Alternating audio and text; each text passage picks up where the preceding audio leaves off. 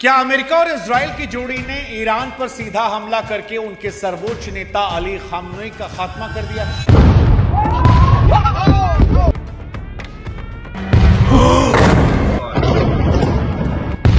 Fox News can confirm that Iran's the Ayatollah Khamenei is dead. क्या Donald Trump और Netanyahu ने अपने सबसे बड़े दुश्मन को मौत के घाट उतार दिया है?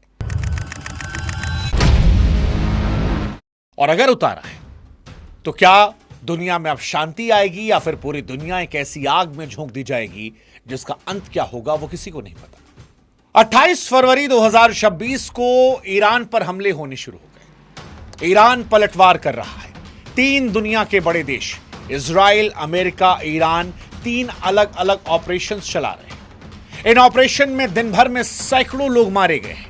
लेकिन इन सैकड़ों लोगों के मारे जाने के बीच में जब यह खबर आई कि ईरान के सबसे बड़े रहनुमा का अंत हो गया तो इस खबर ने दुनिया की सांसें रोक दी। अमेरिका के राष्ट्रपति डोनाल्ड ट्रंप और इजराइल के प्रधानमंत्री बेंजामिन नेतन्याहू ये दोनों कह रहे हैं कि हमने अपने सबसे बड़े दुश्मन और एक बड़े एविल यानी शैतान को मार गिराया है।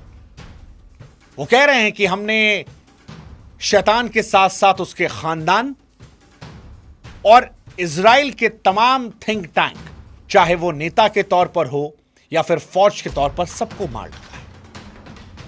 लेकिन सवाल यह है कि क्या यह सच है या फिर एक खौफनाक शुरुआत का संकेत। ईरान की मीडिया, वहां के विदेश मंत्री यह दावा कर रहे हैं कि खामनेई जिंदा हैं, वो फील्ड में कमांड कर रहे हैं, वो बदला लेंगे। इजराइल और अमेरिका को उसकी औकात याद दिखाई जाएगी। लेकिन संकेत कहते हैं कि उनकी सबसे बड़ी स्पीच लास्ट मोमेंट पर कैंसिल कर दी गई। उनकी रहस्यमयी चुप्पी कई कहानियों को बयां कर रही है और इन कहानियों के बीच में मोसाद का वो ट्रैक रिकॉर्ड जो ये दावा करता है कि मोसाद जिसके पीछे पड़ा उसको खत्म कर दिया। क्योंकि मोसाद को लेकर यह माना जाता है कि मोसाद के पास जानकारी अपने दुश्मन के बेडरूम तक होती है। सवाल यह कि क्या मोसाद ने ट्रैप करके खामनेई उनके साथ वालों को मरवा दिया? क्योंकि युद्ध आमतौर पर रात में होते हैं। बैठक सुबह 8:15 बजे हो रही थी। 8:15 बजे क्या सब एक साथ बैठे और उसी वक्त किसी ने जानकारी दी और मोसाद इजराइल ने वहां पर बम बरसाकर सबको एक साथ खत्म कर दिया? या फिर यह मोसाद का एक बड़ा साइकोलॉजिकल वॉर है? यह सवाल बड़ा महत्वपूर्ण है और इससे बड़ा सवाल यह है कि ईरान की जनता अब क्या करेगी।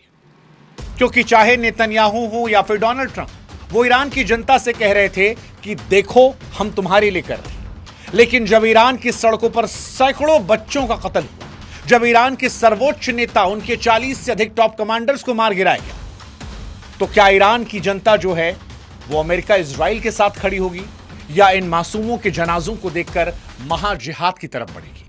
दावे रोंगटे खड़े करने वाले हैं, क्योंकि इस ऑपरेशन में खामनेई के पूरे खानदान को निशाना बनाने की बात कही जा रही है। दुनिया डरी हुई है, भारत भी डरा हुआ है, क्योंकि जिस तरह से हमले हो रहे हैं उसने 90 लाख भारतीयों को इस जलती हुई खाड़ी में असुरक्षित कर दिया। और भारत के मन में डर यह है कि क्या वो अपने लोगों को यहां से सुरक्षित निकाल पाएगा, क्या उसके लोग सुरक्षित हैं? सवाल दुनिया को लेकर भी, क्या दुनिया विश्व युद्ध की तरफ बढ़ने वाली है? क्योंकि दुनिया के अलग अलग मुल्क जो हैं वो अलग अलग तरफ घटते बढ़ते जा रहे हैं। कोई ईरान की तरफ जा रहा है, कोई अमेरिका की तरफ जा रहा है। और सवाल यह है कि क्या ट्रंप, नेतन्याहू ने विश्व को वर्ल्ड वॉर की तरफ भेज दिया है या खामनेई के खात्मा करके ईरान का नक्शा बदल दिया है और एक नए दौर की शुरुआत कर दी है? नमस्कार, मैं हूं शुभांकर मिश्रा और आज ये वीडियो बड़ा महत्वपूर्ण है। इसलिए हमारी आपसे गुजारिश है कि अगर आपके पास समय है तभी इस वीडियो को देखें, क्योंकि इस वीडियो में आपके मन में इजराइल, अमेरिका वर्सेस ईरान युद्ध के सारे सवालों के जवाब देंगे। खामनेई के जिंदा रहने, ईरान के पलटवार करने की सारी बातें जो हैं हम आपको बता रहे हैं। हमारी आपसे गुजारिश है कि अब जब ये युद्ध की शुरुआत हो गई है तो आप हमारे व्हाट्सएप चैनल को सब्सक्राइब कर लें ताकि सही खबर हम आप तक पहुंचा सकें। क्योंकि युद्ध के दौरान सबसे जल्दी या पहली जंग जो लड़ी जाती है वो इंफॉर्मेशन की होती है, फेक न्यूज की होती है। ऐसे में जब दुनिया भरी खबरें वायरल हैं तो आप तक सच्ची और सटीक खबरें हम पहुंचाते रहेंगे। आप व्हाट्सएप पे जुड़ेंगे तो वीडियोस अपने आप तक पहुंच जाएंगे। लिंक हमने डिस्क्रिप्शन में, कमेंट सेक्शन में डाल रखा है। अब सवाल पहला, क्या खामनेई के अंत के साथ ईरान का परमाणु खेल खत्म? क्योंकि इजराइल ने इस मिशन को ऑपरेशन लॉयन रोड नाम दिया था, शेर की दहाड़। अब खबर यह आ रही है कि यह हमला इतना सटीक था इजराइल का कि खामनोई, उसके परिवार के सदस्य जिसमें दामाद, बहू, सब मर गए। मीडिया रिपोर्ट्स में दावा किया जा रहा है कि तेहरान का वो जो अभेद कॉम्प्लेक्स था उस पर एक साथ बंकर बस्टर मिसाइलें दागी गई। इतना भयंकर धमाका था कि संभलने का मौका ही नहीं दिया गया। इजराइल ने प्लानिंग के तहत रात के अंधेरे का इंतजार नहीं किया, सुबह 8:15 बजे दिन के उजाले में हमला किया। फॉक्स रिपोर्ट ने तो कह दिया कि 40 सबसे बड़े नेता, शीर्ष अधिकारी एक साथ मारे गए हैं। रिपोर्ट में तो यह भी दावा किया जा रहा है कि नेतन्याहू ने खामनोई की लाश को देखा है। डोनाल्ड ट्रंप ने खुद ट्वीट कर दिया कि अब खामनोई मर चुके हैं, ईरान की पूरी हुकूमत जो है उसके सिर को हमने काट दिया है। ट्रंप ने यहां तक कहा कि अब ईरान को इससे निकलने में दशकों लग जाएंगे। हालांकि ये दावे अब तक सत्य नहीं है, पुष्टि नहीं हुई, लेकिन जिस बात की पुष्टि हुई है उसने इंसानियत को शर्मसार कर दिया है। क्योंकि ये ऑपरेशन लॉयन रोर के बीच दुनिया ने तबाही की तस्वीरें देखी। ईरान के दक्षिण इलाके से, मीनाब से एक स्कूल पर हमला होता है, 108 मासूम बच्चे मर जाते हैं। जो तस्वीरें आई वो आंखों से आंसू निकालने वाली थी, क्योंकि कोई पिता अपनी बच्ची की किताब को पलट रहा था, कोई बैग से अपने बच्चों को पहचान रहा था। 108 मासूम बच्चे अमेरिका, इजराइल और ईरान की लड़ाई की भेंट चढ़ गए। वॉलीबॉल की 20 महिला खिलाड़ियां इसकी भेंट चढ़ गई। ईरान में 200 से अधिक लोग मर चुके हैं। मासूमों और खिलाड़ियों के खून से सनी जमीनें जो हैं वो चीख चीख कर गवाही दे रही हैं कि जंग केवल सेना तक नहीं है। वो जो दावा किया जा रहा है कि हम टारगेटेड अटैक कर रहे हैं वो सच नहीं है, एक काला सच और है, और वो मासूमों के खून से लिखा जा रहा है। और इन सब के बीच में वो सवाल है कि अगर खामनोई उस कमरे में मार दिए गए तो क्या तेहरान के भरोसेमंद घेरे में कोई गद्दार बैठा था? मोसाद पहले भी कर चुका है। ईरान की टॉप लीडरशिप में, टॉप पदों तक वो अपने स्पाई को बैठा चुका है। और अगर इस बार ये हुआ है और ये खामनोई मारे गए तो ईरान की मोसाद ने फिर वही करवाया है। किसी गद्दार को बैठाया ईरान की फौज में खामनोई के आसपास, जिसने मोसाद को पल पल की लोकेशन दी और ऑपरेशन रोड को सक्सेसफुल कर दिया। डोनाल्ड ट्रंप, अमेरिका, जिनका ऑपरेशन एपिक फ्यूरी, वो भी यह दावा कर रहा है कि हमने तेहरान की रीढ़ की हड्डी को तोड़ दिया है, नेतृत्व खत्म कर दिया है। यह दावा किया जा रहा है कि मलबा जो था उसमें खामनोई की पहचान वाली अंगूठी मिली है, जो इस खबर को पुख्ता कर रही है। तो क्या किसी गद्दार ने ईरान को अंदर से पूरी तरह तोड़ दिया, खामनोई के शासन को खत्म कर दिया? वो खामनोई जो बीते 40-50 साल से हर चीज से लड़कर जिंदा थे, जिन्हें ईरान में अमर जैसा माना जा रहा था, वो अब एक बार में युद्ध की शुरुआत में ही खत्म हो गए? या फिर यह लड़ाई बाकी है? फतेह खबर बाकी है। खामनोई की मौत के दावे अधूरे हैं। देखो, ईरान ने पलटवार तो किया है, खामनोई जिंदा हैं या मर गए ये पता नहीं, लेकिन ईरान ने प्रतिशोध में पलटवार किया और नाम दिया है फतेह खैबर। ईरान के रिवॉल्यूशनरी गार्ड ने जब प्रतिशोध का बटन दबाया तो 400 से अधिक बैलिस्टिक मिसाइलें और सुसाइड ड्रोन जो हैं वो आग के गोलों की तरह आसमान में उड़े। ईरान का संदेश साफ था कि अगर हमारे घर पर हमला करोगे तो दुनिया में कोई सुरक्षित नहीं है। आधी रात को ईरान की मिसाइलें दुबई इंटरनेशनल एयरपोर्ट को दहला रही थी, वो बहरीन को दहला रही थी, कतर को दहला रही थी। शिया और सुन्नी देश के जरिए एक मुस्लिम एकता का दावा जो था वो खोखला पड़ रहा था, क्योंकि शिया देश ईरान ने अपने आसपास के 6 सुन्नी देशों पर हमला किया था, ये कहते हुए कि तुम अमेरिका का साथ दे रहे हो, हमला तुम्हारे घर में भी। दुबई एयरपोर्ट इसका नतीजा है। 4 लोग गंभीर रूप से घायल हुए हैं।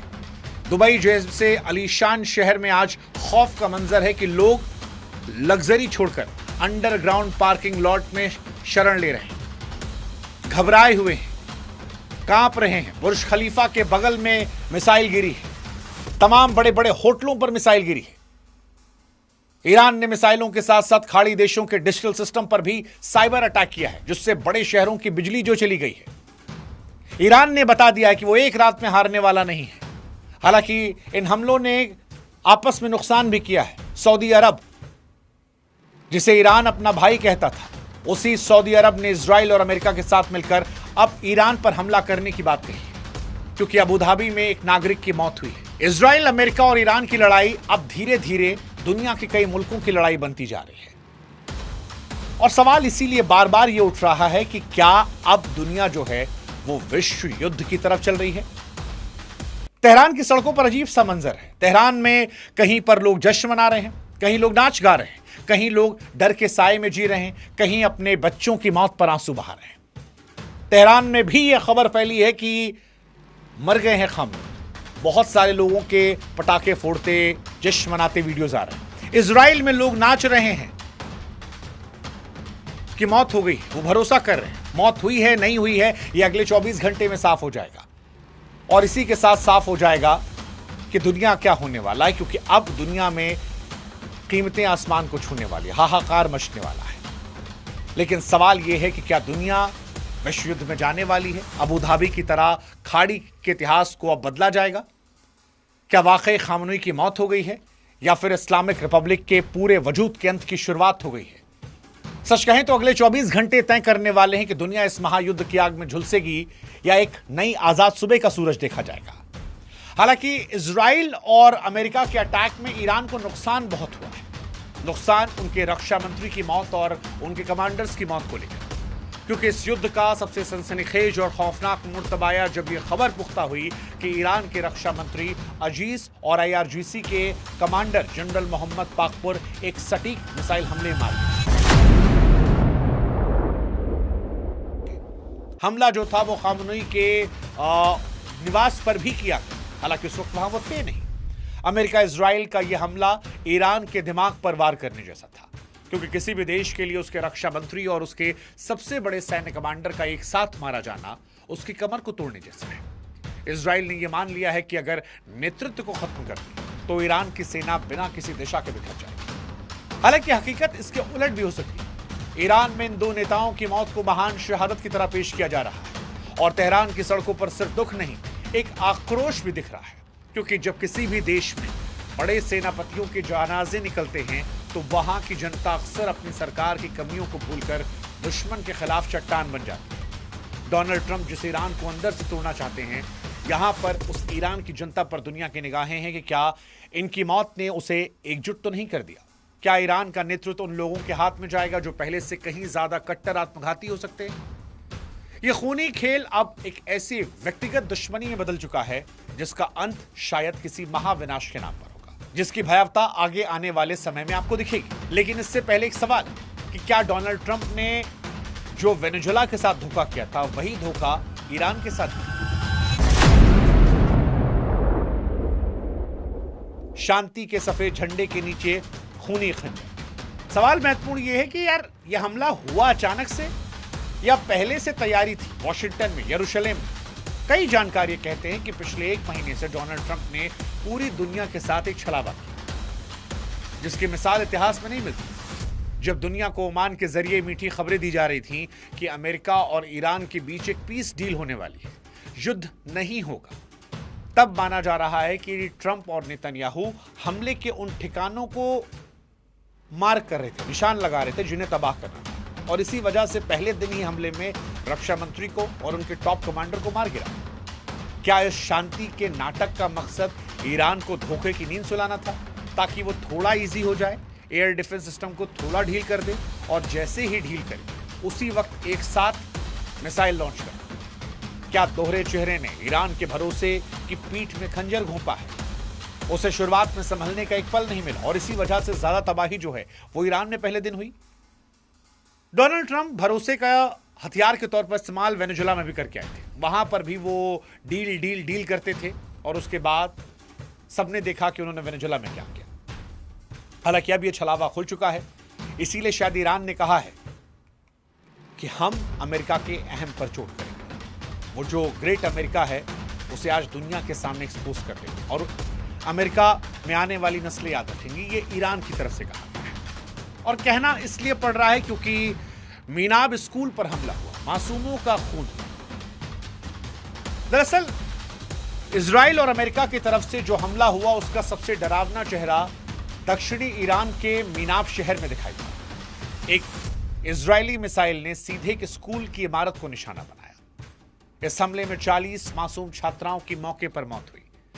मलबे के नीचे दबी किताबें और स्कूल बैग्स की तस्वीरें दुनिया की आत्मा को झकझोर रही हैं, क्योंकि यह कोई सैन्य ठिकाना नहीं था, कमांड सेंटर नहीं था, यह सिर्फ स्कूल था जहां बच्चों की किलकारियों से गूंजने वाली जगह को बारूद के ढेर में बदल दिया। डोनाल्ड ट्रंप भले ही बार बार ईरान की जनता को लोकतंत्र और आजादी का सपना दिखा रहे, लेकिन उन्हें भी समझना पड़ेगा कि जब मासूमों का खून सड़कों पर बहता है तो वो सपना नफरत में बदल जाता है।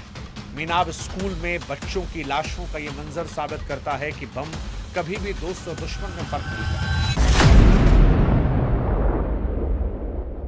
आज ईरान की वो जनता जो शायद अपनी सरकार से नाराज थी, जब वो इन मासूम बच्चों के जनाजों को देख रही होगी तो विदेशी हमलावरों के खिलाफ अपनी सरकार की ढाल बन सकती है। और अगर ऐसा होता है तो डोनाल्ड ट्रंप और इजराइल की हार होगी, क्योंकि इसी जनता के भरोसे वो हटाने की कोशिश कर रहे थे इस सत्ता को। सवाल कि क्या ट्रंप और नेतन्याहू ने इस हमले के जरिए ईरान की आम जनता के दिल में नफरत का बीज बो दिया है? यह नरसंहार इतिहास के काले धब्बे के तौर पर याद रखा जाएगा, जिसने साबित किया कि सत्ता के भूख में मासूमों की जाने कोई कीमत नहीं। और वैसे भी इजराइल पर पैलेस्टीन में बच्चों को मारने के आरोप लगते रहते हैं। अब ईरान में भी बच्चों को मारने के आरोप। क्या ईरान में जो नाराज जनता है वो इससे और नाराज हो जाएगी और अपनी सरकार की नाराजगी को भुलाकर इनके खिलाफ हो जाएगी? ये इस कहानी के सबसे महत्वपूर्ण पहलू रहने वाला है। हालांकि भारत के दृष्टिकोण से इजराइल अमेरिका वर्सेस ईरान का युद्ध 90 लाख लोगों की जिंदगियों का युद्ध, जो वहां फंसे हैं खाड़ी देशों में। और सवाल यह है क्या दिल्ली बचा पाएगी? क्योंकि भारत के लिए युद्ध किसी टीवी स्क्रीन पर चलने वाली फिल्म नहीं है, यह हमारे अपनों के अस्तित्व की लड़ाई है। खाड़ी देशों में 90 लाख भारतीय हैं, उनकी जान पर आज सीधा खतरा मंडरा रहा है। जैसे ही ईरान की missile Dubai, Qatar, Abu Dhabi के पास गिरने लगी, भारत सरकार की सांसें भी अटकी हैं। आनन फानन में ऑपरेशन सिंधु की घोषणा की गई। यह शायद मानव इतिहास का सबसे बड़ा, सबसे खतरनाक रेस्क्यू मिशन हो सकता है अगर ये जंग आगे बढ़ी। एयर इंडिया ने पहले ही अपनी तमाम उड़ानें रद्द कर दी, क्योंकि मिडिल ईस्ट का आसमान अब नागरिक जहाजों के लिए मौत का रास्ता बन गया है। भारत के सामने सबसे बड़ी चुनौती है इन 90 लाख लोगों को समुद्र के रास्ते वापस लाना। अब आप सोचिए कि जब आसमान में मिसाइल दौड़ रही हो और समुद्र में युद्धपोत तैनात हो, तब नौसेना भेजना भी कितना बड़ा जोखिम है। आज तमाम भारतीय परिवार की सांसें अटकी पड़ी हैं, क्योंकि 90 लाख लोग फंसे और इसीलिए वो दिल्ली की तरफ देख रहे हैं कि क्या सरकार जो है वो जंग के मैदान से लाखों लोगों को सुरक्षित निकालेगी। अगर ये हमला बढ़ा, अगर होर्मुज की जलसंधि बंद हो गई, तो ये 90 लाख लोग वहीं फंस जाएंगे और भारत के लिए सबसे बड़ी मानवीय त्रासदी बन जाएगी। 90 लाख। और ईरान में संकट बढ़ता जा रहा है, ब्लैकआउट हो चुका है। ईरान में आज पूरी तरह सूचनाओं का ब्लैकआउट। इंटरनेट की पहुंच जो है वो 54% गिर गई है। आज दुनिया को सही से पता नहीं चल पा रहा कि असल में ईरान के अंदर क्या हो रहा, क्योंकि जब भी इंटरनेट बंद होता है तो केवल सूचनाएं नहीं मरती हैं, घायलों की मदद, अपनों की खबर लेने का रास्ता भी बंद हो जाता है। एक्सपर्ट्स कह रहे हैं कि सबसे बड़ी टेंशन यही है कि क्या जंग 3 से 4 दिन की है या ये लंबी जाएगी, क्योंकि ट्रंप और नेतन्याहू दावा कर रहे 3 से 4 दिन की जंग है। इजराइल का यह मानना है कि 10 दिन में ईरान ही कमर तोड़ देंगे। अमेरिका की तैयारियां 4-5 दिनों की है। लेकिन युद्ध जो है वो कभी घड़ी की सुइयों के हिसाब से नहीं चलता, और यह हमने रूस यूक्रेन में देखा है, जहां 4 साल हो गए लड़ते हुए। ईरान का भूगोल और उसके गोरिल्ला युद्ध की ताकत 10 दिन के टाइमर को हफ्तों और महीनों में बदल सकती है। और अगर 10 दिन में ईरान का नेतृत्व नहीं झुका तो फिर यह जंग ऐसे दलदल में बदलेगी जिससे निकलना अमेरिका के लिए नामुमकिन होगा। जब तक इंटरनेट बंद रहेगा, दुनिया को अंदर की तस्वीर नहीं आएगी, तब तक ये बारूद का ढेर जलता रहेगा और विनाश का आंकड़ा यूं ही बढ़ता रहेगा। सवाल यहां दुनिया को लेकर भी है, क्योंकि अब खाड़ी देशों में शिया सुन्नी समीकरण जो है वो बदल रहा है। इजराइल अमेरिका वर्सेस ईरान की जंग जो है अब धार्मिक जंग में भी तब्दील हो रही है। और यही इस जंग का सबसे पेचीदा मामला है, क्योंकि इसका धार्मिक सामाजिक ढांचा ये इस जंग को प्रभावित करेगा। दरअसल ईरान एक शिया बहुल देश है। उसने सऊदी अरब, यूएई, कतर और बहरीन जैसे सुन्नी देशों के अमेरिकी अड्डों पर हमला किया है।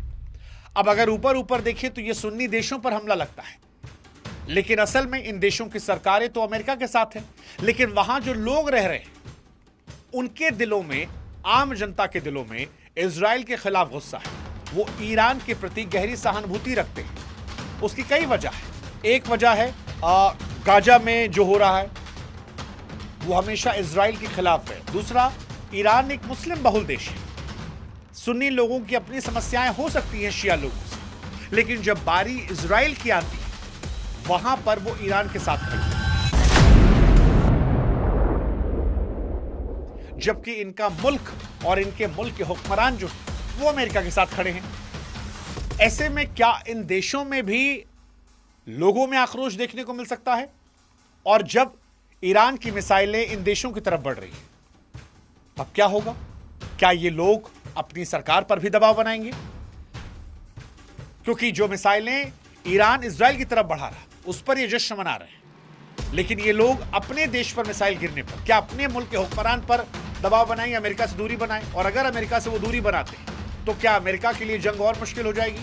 क्योंकि अमेरिका इन्हीं जगहों से तो लड़ रहा है। ट्रंप और इजराइल की सबसे बड़ा संकट है कि वे उन सरकारों के भरोसे हैं जिनके पास अपनी जनता का समर्थन है। अगर युद्ध लंबा खिंचा तो सुन्नी देशों की हुकूमतों को अपने लोगों के विद्रोह का सामना करना पड़ सकता है। और ये संकट और बड़ा हो जाएगा अगर होर्मुज की जल संधि और तेल का खेल हो गया, जो दुनिया की अर्थव्यवस्था पर ताला लगा देगा। दरअसल अमेरिका इजराइल वर्सेस ईरान की जंग में ईरान के पास दुनिया की रफ्तार रोकने का सबसे बड़ा हथियार होर्मुज की जल संधि है, और इसे महज एक समुद्री रास्ता समझना बहुत बड़ी भूल है। ये पूरी दुनिया की सांस लेने वाली नली, जहां से हर रोज करीब 2 करोड़ बैरल कच्चा तेल गुजरता है। ईरान ने साफ कर दिया है कि अगर उस पर हमले नहीं रुके तो वो इस रास्ते को मिसाइलों और माइंस के जरिए पूरी तरह सील कर देगा। और अगर ऐसा होता है तो ये पूरी दुनिया की अर्थव्यवस्था के लिए मौत का वारंट होगा, क्योंकि जब तेल की सप्लाई रुक जाएगी तो कीमतें जो हैं वो 200, 250, 300, 400 डॉलर प्रति बैरल के पार जाएंगी, और उसका असर पूरी दुनिया पड़ेगा। भारत में भी हर घर में इस बजट का असर पड़ेगा। पेट्रोल डीजल की कीमतें आसमान छू जाएंगी। महंगाई का ऐसा तांडव होगा जिसकी कल्पना भी डरावनी है। डोनाल्ड ट्रंप भले ही सैन्य रूप से खुद को विजेता कहें, लेकिन अगर दुनिया महामंदी में गई तो फिर उनके हाथ में भी सर राख बचेगी। और इन सारी चीजों को देखते हुए Israel plus America versus Iran की लड़ाई में रूस और चीन की खतरनाक चुप्पी जो है वो परेशान कर रही है।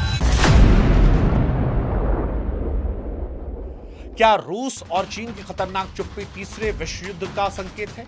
इजराइल अमेरिका वर्सेस ईरान में रूस और चीन फिलहाल खामोश है, और कूटनीतिक जानकार इसे तूफान से पहले की शांति कह रहे हैं। कई एक्सपर्ट्स ये भी बताते हैं कि पिछले कुछ समय में रशिया और चाइना ने ईरान को बहुत हेल्प की है, बहुत ज्यादा हेल्प की। उन्हें ताकत से लैस कर दिया है ताकि वो युद्ध लंबा खेल सके।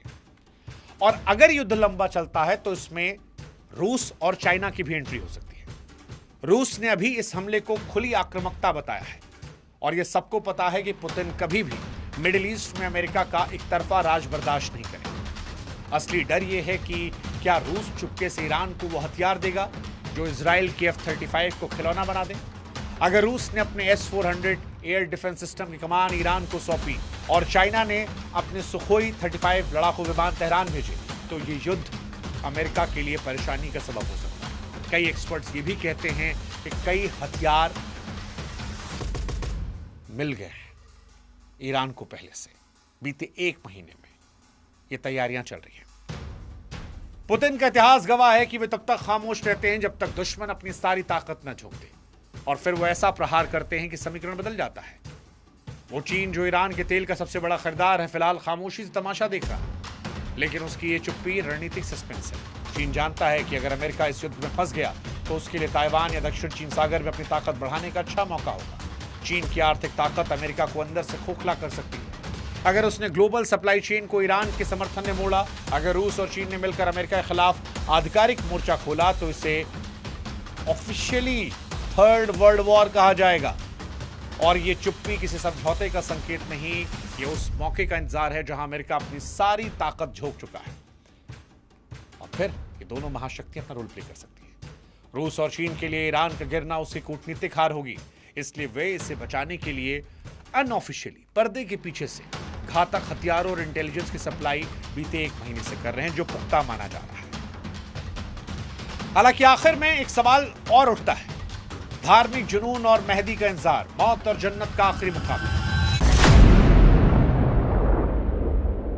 ईरान के कट्टरपंथी इस युद्ध को केवल जमीन या परमाणु ठिकानों की लड़ाई नहीं मान रहे।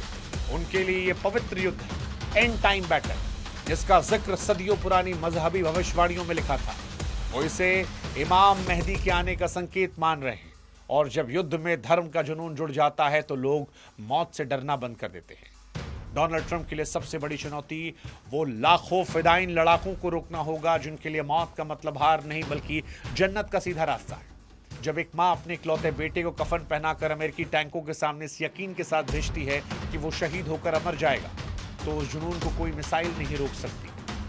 और अगर ऐसा होता है तो फिर ये अमेरिका में भी तबाही लाएगा, बर्बादी लाएगा, इजराइल में बर्बादी लाएगा। तेहरान की मस्जिदों और कुंभ के पवित्र शहरों से संदेश फैलाया जा रहा कि ये महान युद्ध है। और इसीलिए हम कह रहे हैं कि जब कोई युद्ध धार्मिक मोड़ ले लेता है तो वहां जीत और हार के मायने बदल जाते हैं। डोनाल्ड ट्रंप के लिए बड़ी चुनौती है कि मिसाइलों और टैंकों की तकनीकी रूप से तो रोक सकते हैं, लेकिन लाखों फिदाइन को कैसे रोकेंगे? ईरान के बासिस, जिन्हें आप स्वयं सेवक कह सकते हो, उनके हजारों युवा लाल कफन पहनकर इन दिनों कसम खा रहे हैं कि अमेरिकी अड्डों के लिए चलते फिरते वो बम बन गए। और यही वो मोड़ है जहां तकनीक बेअसर होती है और युद्ध आस्था बनाम आधुनिकता का होता है। और जब ऐसा होता है तो ये पूरी दुनिया को अपने साए में लपेट लेता है। सवाल उठता है, क्या मानवता इस बारूद के ढेर में राख है? क्योंकि operation law and order, operation epic fury और ऑपरेशन फतेह खैबर जैसे नाम शांति के नहीं, ये महाविनाश के कोड नेम है। डोनाल्ड ट्रंप और नेतन्याहू भले ही 10 दिनों का युद्ध मान रहे, लेकिन इतिहास गवाह है कि जंग कैलेंडर देखकर नहीं आती और आज इंसानियत हार रही है, बारूद जीत रहा है। 28 फरवरी 2026 की ये सुबह हमें उस अंधेरे मोड़ पर लाई है जहां से वापसी का कोई रास्ता नजर नहीं आता। अगर अभी भी होश नहीं आया तो यह आग न सिर्फ मिडिल ईस्ट को बल्कि पूरी दुनिया को अपनी चपेट में लेगी, पूरी दुनिया। और अब आने वाला वक्त ये तय करेगा मिडिल ईस्ट के नक्शे पर नई सीमाएं खींची जाएंगी या मानवता इस अंतहीन संघर्ष की भेंट बन जाएगी। ये कहानी इजराइल, अमेरिका के ईरान पर है। हमारी कोशिश थी कि आपको सरल शब्दों में विस्तार से इस पूरे युद्ध को समझाएं, इसके अलग अलग पहलुओं को समझें। हमारी आपसे फिर गुजारिश है कि अगर हमारे व्हाट्सएप चैनल से आप नहीं जुड़े हैं तो जुड़िएगा, ताकि ये वीडियोस आप तक हर रोज पहुंच सके, हर रोज आपको सही जानकारी मिल सके। आप हमारी ताकत बनिए, हम आपको जानकारियां देंगे। नमस्कार, जय हिंद।